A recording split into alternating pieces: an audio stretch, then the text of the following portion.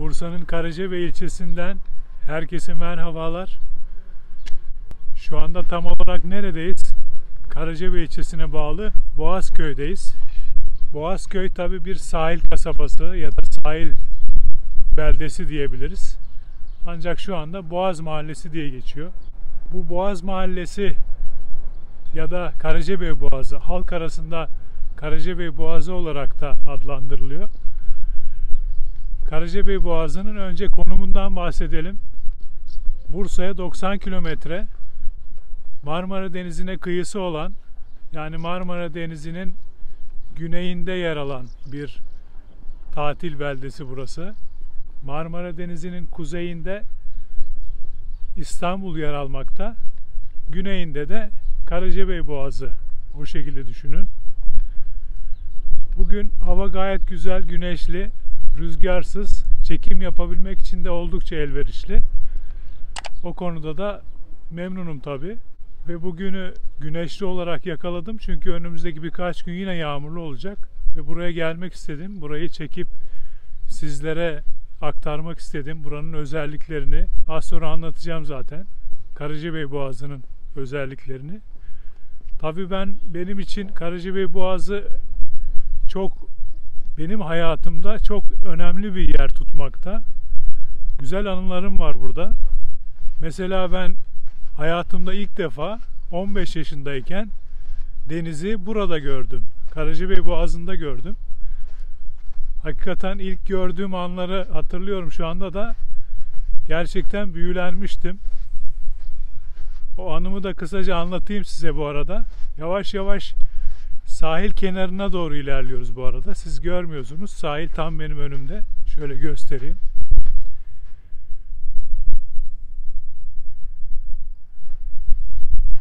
Arkamda da Boğaz, Karacabey Boğazı'nın yerleşkesi görünüyor. Kısaca anımdan bahsedeyim. Bundan yıllar önce, 15 yaşlarındayken, yani 32 yıl kadar önce ailemle buraya gelmiştik. Annem, babam, ablam vesaire herkes vardı. O ana kadar hayatımda hiç deniz görmemiştim.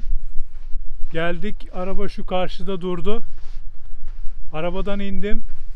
Tabii şu sizin de gördüğünüz mavi rengin aynısını birdenbire görünce şok oldum. İnanamadım, büyülendim. Yani siz denizi gördüğünüzde ne hissettiniz bilmiyorum ama ben olağanüstü derecede etkilendim ve büyülendim gerçekten. O günü de hakikaten hiç unutamam. Ve o gün benim için bir başlangıç olmuş oldu. Çünkü ondan sonra bayağı bir deniz gördüm. Bayağı bir çeşitlilik gördüm. Hatta ve hatta 3 yıl teknede çalıştım. Gemicilik de yaptım.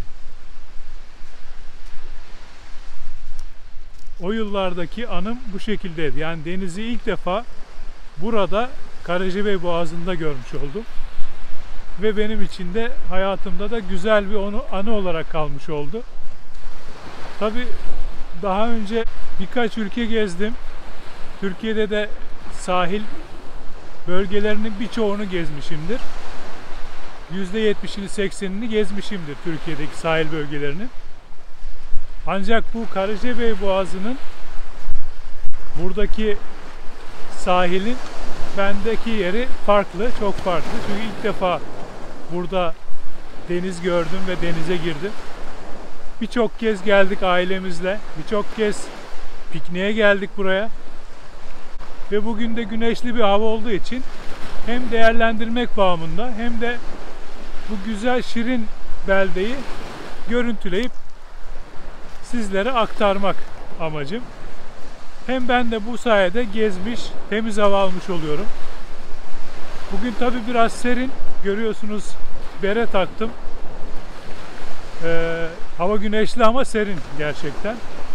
Kısaca Karacabey Boğazı'nın özelliklerinden bahsedelim. En büyük özelliği, en göze çarpan özelliği siz şu anda da görüyorsunuz zaten, masmavi deniz.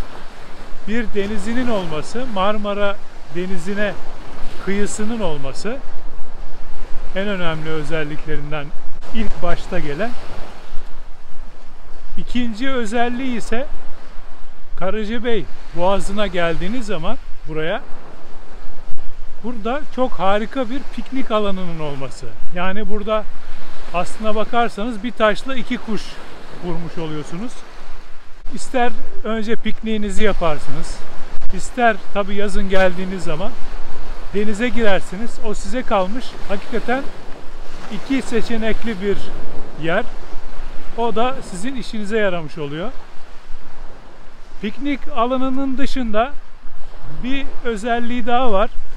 Buraya yaklaşık olarak bir 2-3 kilometre ileride yaban hayvanlarını kurtarma ve rehabilitasyon merkezi bulunmakta.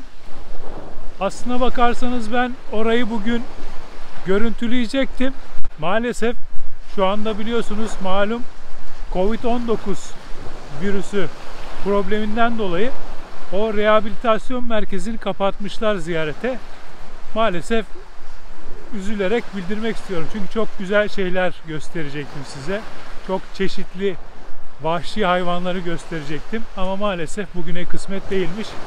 Umarım hastalık biter de en kısa zamanda açılır. Tekrar buraya gelir. O vahşi hayvanları sizlere gösterme şansı bulurum. Şimdi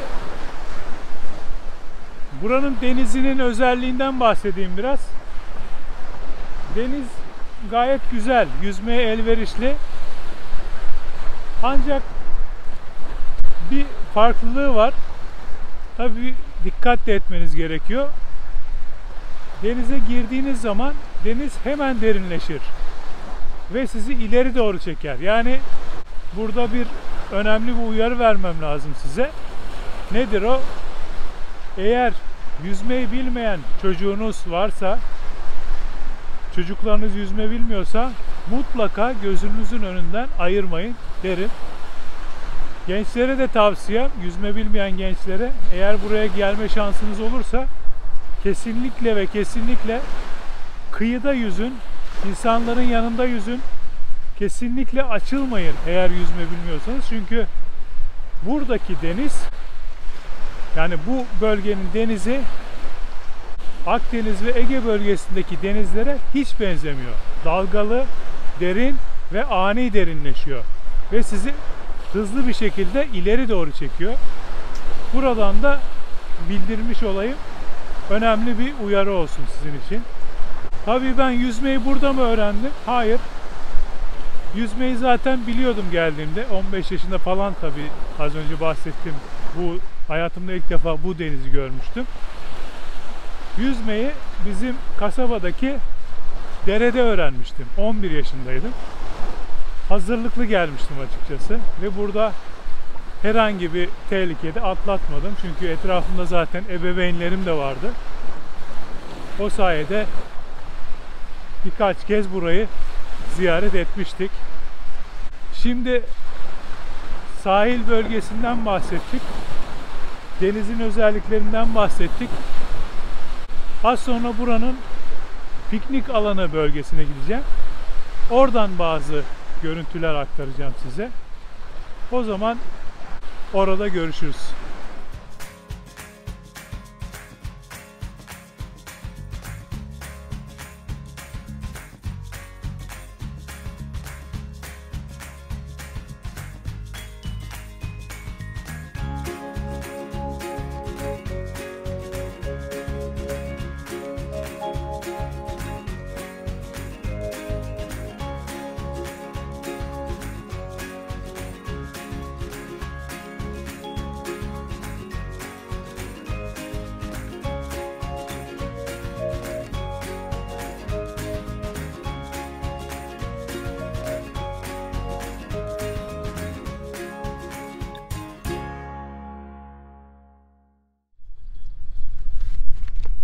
Bu bölgeye geldiğiniz zaman karnınız acıktığında yemek yemek için oldukça geniş yemek yeme seçenekleri var, bölgesi var. Balık restoranları var. Şu anda da görüyorsunuz arkamda. Böyle sıra sıra dizilmiş. Hemen sahilin arka kısmında. Acıktığınız zaman geldiğinizde muhtemelen yazın hepsi açık olacak. Sizlere böyle bir seçenek sunmuşlar. Yemek yeme konusunda sıkıntı yaşamazsınız.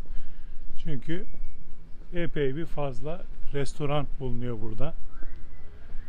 Balık restoranları var, köfteciler var, çorbacılar var. Yani yemek konusunda sıkıntı yok burada. Şöyle ben göstereyim. Hemen arkada da böyle bir balık restoranı. Pideciler, restoranlar, balık restoranları, marketler de mevcut. BİM market var, A101 var. Yani burada aradığınız her şeyi bulabiliyorsunuz. Evet, hava biraz ısındı. Montu ve bereyi attık. Şimdi piknik alanına geldik. Az önce bahsetmiştik. O güzel piknik alanı. Ağaçların içinde, ormanın içinde. Burada da bir dere akmakta. Bu tabii yukarı doğru gidiyor bu akıntı. Şimdi bu piknik alanını görüntüleyelim. Sizlerle birlikte görelim, gezelim. Tabii bugün çok sessiz göreceksiniz bu piknik alanını. Normalde burası neredeyse dolu oluyor her gün. Güzel havalarda, bahar aylarında, yaz aylarında. Hatta kışın da gelenler oluyor. Ancak şimdi niye sessiz? Biliyorsunuz bugün Ramazan'ın başlangıç günü. 13 Nisan 2021. Değerlendirmek adına gelmek istedim. Yoksa dediğim gibi bu bölgede birçok piknikçi olmuş oluyor normalde. Ramazan ayından dolayı da hemen hemen herkes oruçlu olduğu için şu anda piknikçilere rastlamak neredeyse imkansız. Ama buranın boş olması bir bakıma benim de işime yarayacak gibi. Çünkü çok gürültü olmayacak, çok duman olmayacak.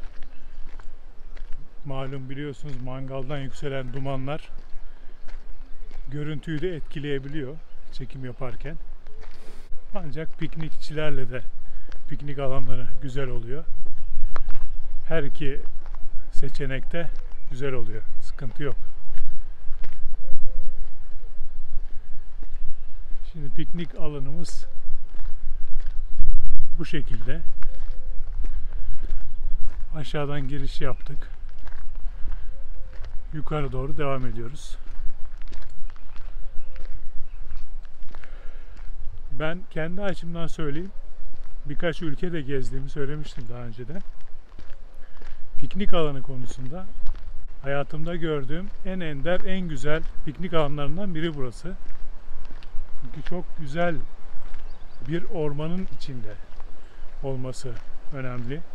Bir deniz kıyısında olması önemli. Bu yüzden ender yerlerden biri piknik alanı konusunda.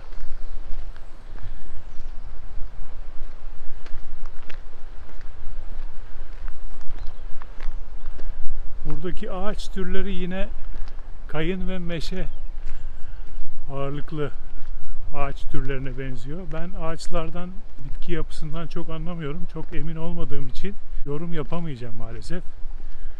Ama görüntü onu gösteriyor ve aynı zamanda bu bölgede kiraz ağaçları, erik ağaçları ve incir ağaçları da var. Yani buraya geldiğiniz zaman bu piknik alanına canınız kiraz çekerse, eğer yazın gelirseniz kiraz yeme şansınız da var. Onu da söylemiş olayım. Burada tabii diyelim ki hazırlıksız geldiniz. Piknik için herhangi bir şey yok yanınızda. Böyle balık restoranı da var piknik alanının içinde. O konuda zorluk çekmezsiniz.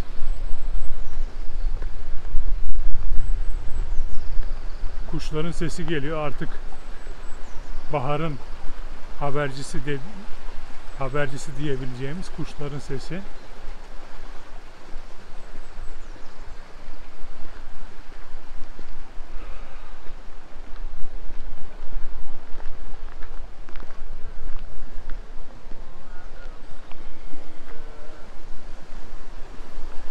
Şimdi piknik alanının birinci kısmı bitti. Ortadan bir yol geçiyor, yol ayırıyor bu piknik alanını.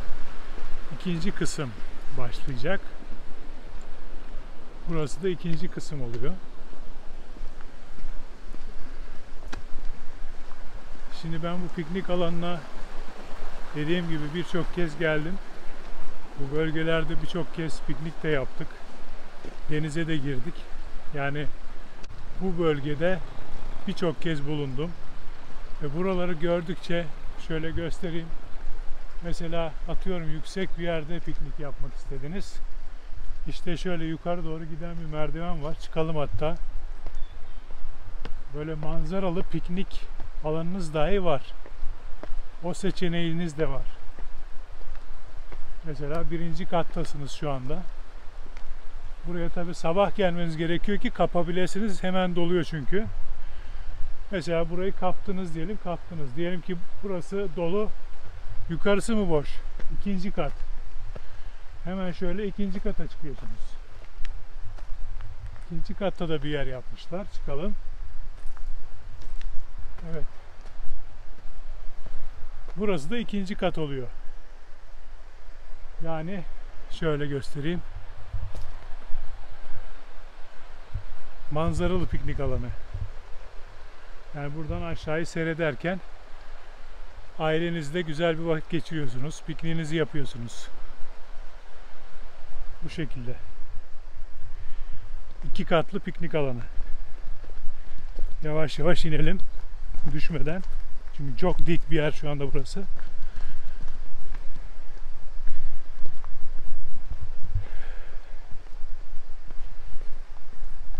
Biraz kamerayı çevireyim. Evet, piknik alanını gezmeye devam ediyoruz. Şöyle kendinize bir piknik alanı hayal edin. İnanın her şey var. Orman, ağaç, temiz hava, buz gibi su. Yazın geldiniz mesela, Ağustos ayında geldiniz. Karpuz bol. Karpuzunuzu koyuyorsunuz ki biz çok yaptık. İnanın bir saat sonra çatlıyor. Yani ne hayal ediyorsanız bir piknik alanında her şey var. Bir şey yıkacaksınız, sebzenizi, meyvenizi yıkacaksınız. Çeşmeniz mevcut. Pikniğiniz bitti, döneceksiniz, bulaşıklarınızı yıkacaksınız. Çeşmeniz mevcut. Yani ne ararsanız var. O yüzden az önce bahsettim ya, Türkiye'de piknik alanı konusunda ender yerlerden biri gerçekten. Yani ben buralarda, bu civarda oturuyorum diye demiyorum. Birçok yer gezdim, gördüm. Burası benim için hakikaten özel. Olanaklı bir yer aynı zamanda da.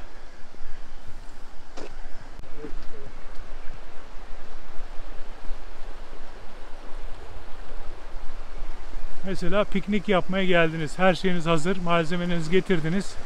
Sadece küçük bir ızgara mangala ihtiyacınız var. Öyle büyük bir mangal da gerekmiyor. Bakın. Zaten yer hazır. Taşlarla koymuşlar. Üstüne bir tane ızgara koyacaksınız. Demir parçası.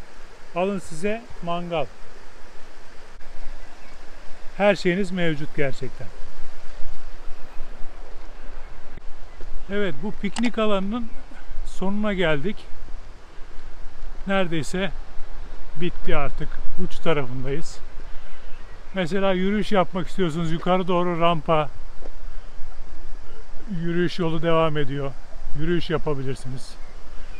Resim çekmek istiyorsunuz. Güzel manzaralar var. Ne diyeyim, her şey var. Ne ararsanız var burada.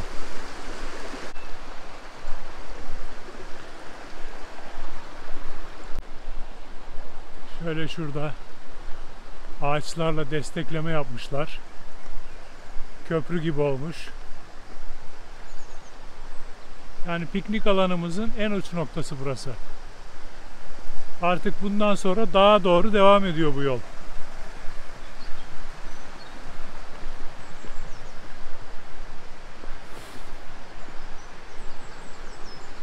Şöyle devam edelim bakalım, değişik olarak değişik ne var? Herhangi bir farklı bir şey gözüme çarpmadı. Sanırım bu incir ağacı oldukça büyük bir incir ağacı. Böyle köküne bakalım.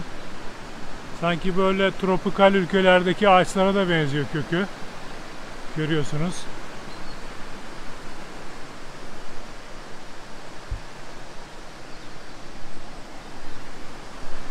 Evet, piknik alanımız bitti.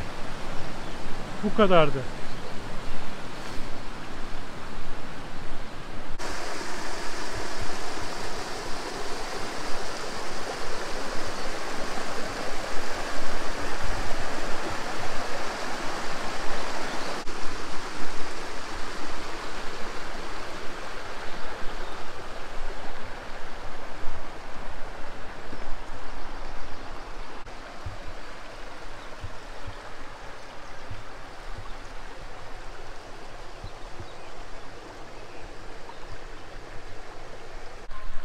Evet, piknik alanının bitiminde de böyle yerleşim alanı başlıyor.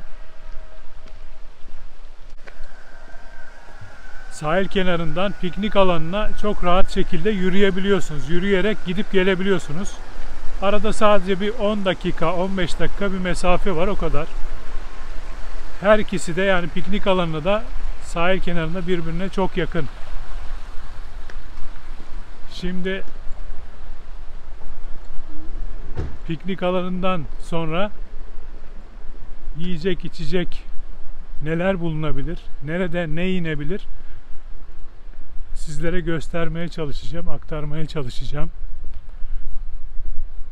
Birkaç restoran, lokanta, bunlardan broşür almaya çalışacağım eğer ellerinde varsa. Bugün maalesef içeriye girip yemek yeme şansım yok. Çünkü az önce de bahsettiğim gibi bugün Ramazan başlangıcı, Ramazan'ın 1. günü. Dolayısıyla yemek yemiyoruz bugün. Ama fiyatlar ne? Bunu öğrenmeye çalışacağım sizler için. Burası da pazar yeri olmalı. Görüntü onu gösteriyor. Burada pazar kuruluyor. Burada yerleşim yeri, apartmanlar, yazlıklar.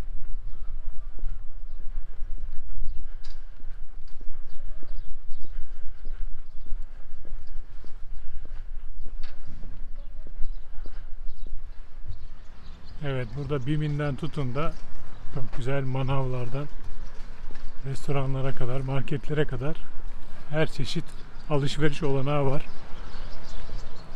Fırınımız da bulunmakta. Güzel bir fırın. Hatta farklı 2 tane fırın galiba bunlar. Karşıda balık restoranları. Yine az önce gezdiğimiz sahil bölgesi.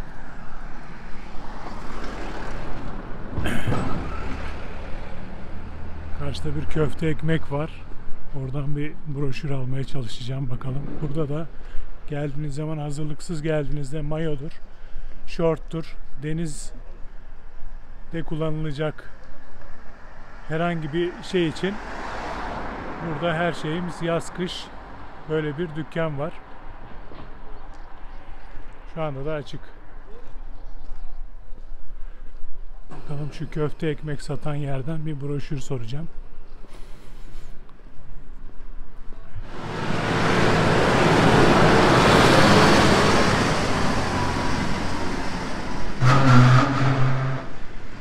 Evet,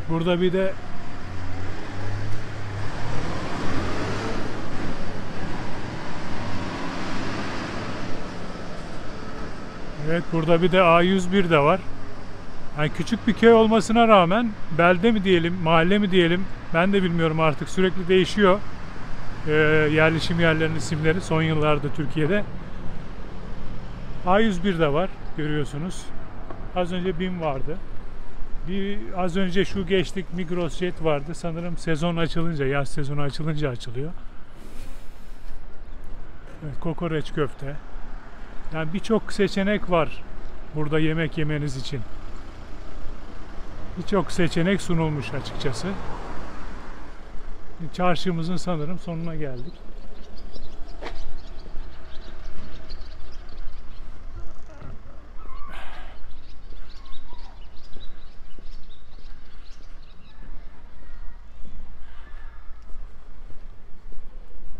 Evet, ileride de köfte, çorba çeşitleri var. Yine balık restoranları var.